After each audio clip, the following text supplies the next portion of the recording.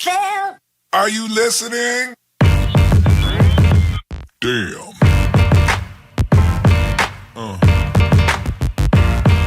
Yeah. So you're a tough guy, like you really rough guy. Just can't get enough guy, just always so puff guy. I'm that bad type, make your mama sad type, make your girlfriend mad type, might seduce your dad type. I'm the bad guy.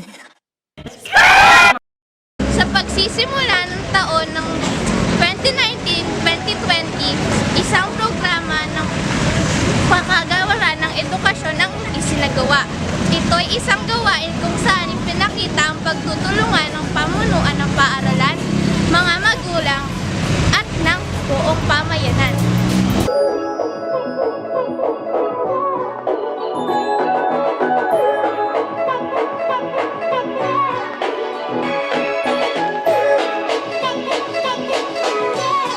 Isang pagtutulungan ng hangad ay mabigyan ng mga mag-aaral ng malinis, maliwalas at handang paaralan. Kaya't inaanyayahan ng lahat na makilahok upang sabay-sabay nating makamit ang isang maunlad na paaralan. Ang layuning ito ay dinao sa pamamagitan ng Brigada Eskwela 2019! Ta-da!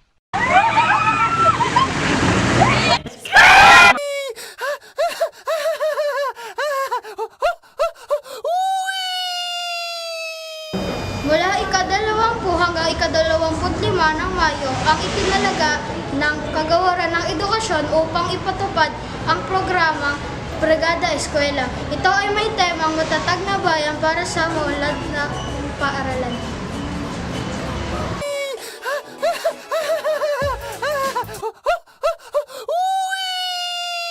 Taon-taon, milyong mga mag-aaral ang inaasahan ng Kagawaran ng Edukasyon upang makisali sa Brigada Eskwela na nagaganap tuwing ika-17 ng Enero.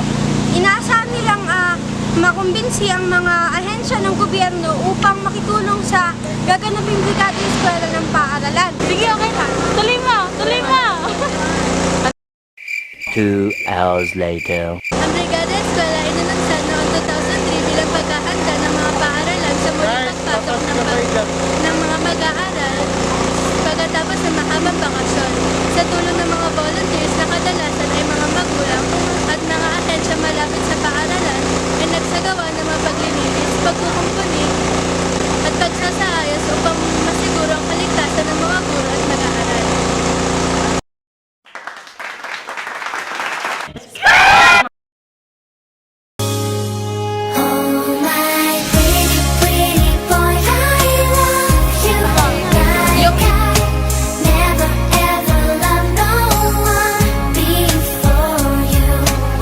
Ang Brigada Eskwela ay kadalasang isinasagawa tuwing buwan ng Mayo, 2 linggo bago magsimula ang klase.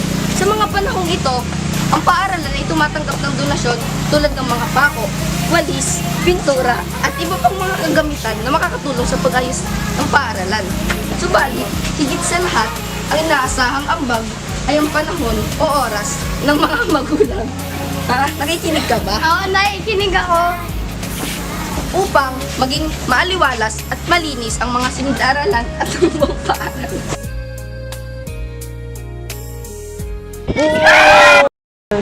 Sa naganap na Brigada Eskwela dito sa Dasmariñas 2 Central School noong nakaraang Mayo ay pinakita ng bawat isa na buhay pa rin ang diwa ng bayanihan. Marami ang nagbahagi ng tulong at donasyon para sa maraming proyektong ipinagawa ng paaralan. Subalit, di pa matatapos ang taong 2019 to 2020, noong Enero 12, 2020 ay biglang sumabog ang Bulkan Taal. Nagdulot ito ng pagpula ng mga abo at buhangin sa Batangas at mga kalapit nitong probinsya katulad ng Cavite.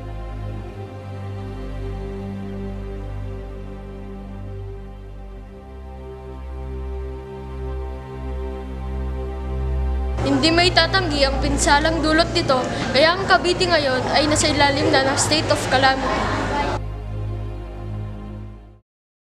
Dahil nga sa kakulangan ng impormasyon, Kakaunti lang ang nakarating sa Brigada Eskwela na naginanap noong ika-17 ng Enero. Dahil nga malawak sa Brigada Eskwela, ay nabawasan na ang amoy asupre na dinudulot sa ating paaralan. Kasalukuyang tumatanggap ang pamunuan ng paaralan at mga volunteers nito ng tulong at donasyon para sa naapektuhan ng pagsabog ng Bulkang Taal. Kita niyo yan. Ito po ang donation bank para sa Bangon Batangas. Opo, dapat po konti. Meat one, tapos... Maglalagay po tayo dyan ng mga relief goods. Tapos diretso po. At kung ano pa po. Opo. Para sa mga evacuees. Manong Lingat Das Marinas. May beef. Yan po. Beef.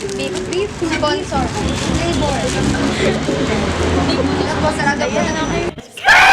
Nandito po tayo ngayon sa aming paaralan at nakikita po natin ang ginagawang paglilinis ng prime water sa pamamagitan ng pagwisik o pagbuhos ng mga tubig sa mga abong. Binuga. Ay, basta ano, mga po ibinuga po ng Bulkang Taal.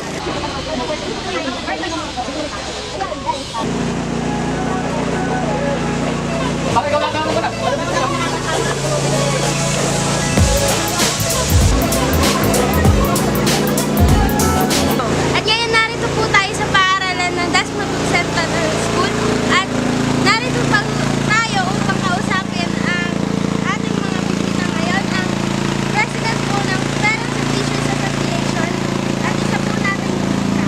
Ano po, pwede po ba namin kayo makikita parang sa amin? Ano po ang pangalan? Ako po si Edsel Franny, taga Prime Water, Dasmariñas City. Ako po yung head ng Customer Service and Stakeholders Department. Ngayon meron lang po sana kaming itatanong sa inyo. Bakit po ba kailangan gawin natin itong pagsasabi po ng tubig sa abo po? Kasi walang ibang way para mamatay yung abo.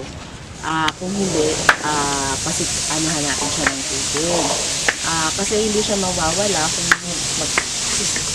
mawawala kung puro walis lang tayo. So, kailangan natin siyang matubigan.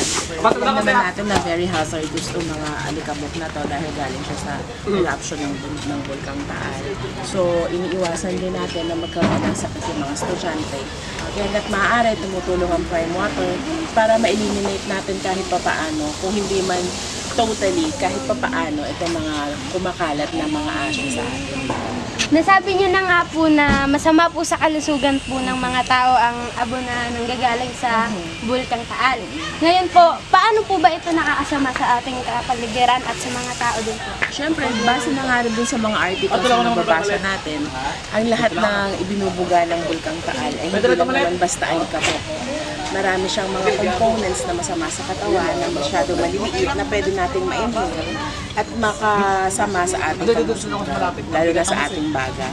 At delikado rin to sa mga may sakit sa baga, sa mga may hika, sa mga may sakit sa puso. Maraming salamat po sa paglaan po ng oras para sa Problema. Thank you very much.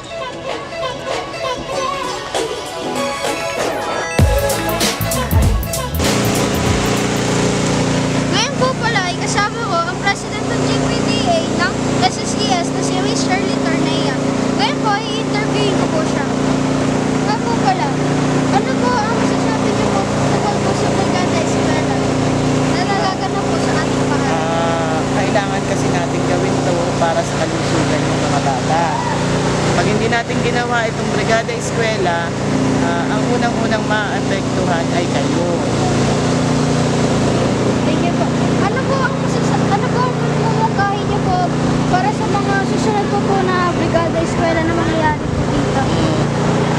Ngayon, naumpisahan natin na medyo i-wash out ng konti kung ano man yung abo na nakadikit sa mga bubong, sa mga dinadaanan nyo. Susundan na lang natin yon.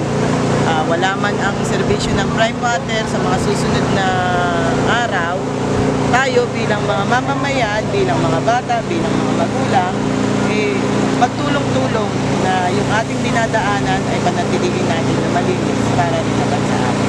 Maraming salamat. Welcome!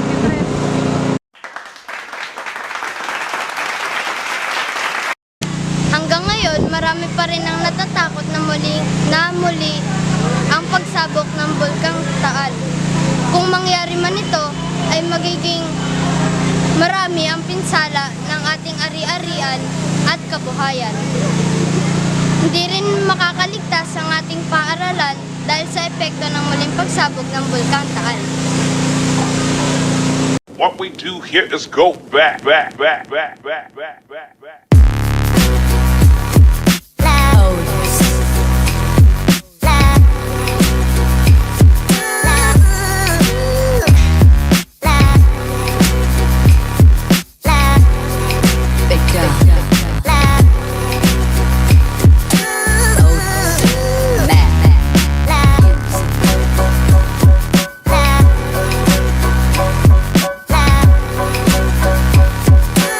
Makilahok, makiisa, kapit lang, at tayo ay magiging Brigada Eskwela!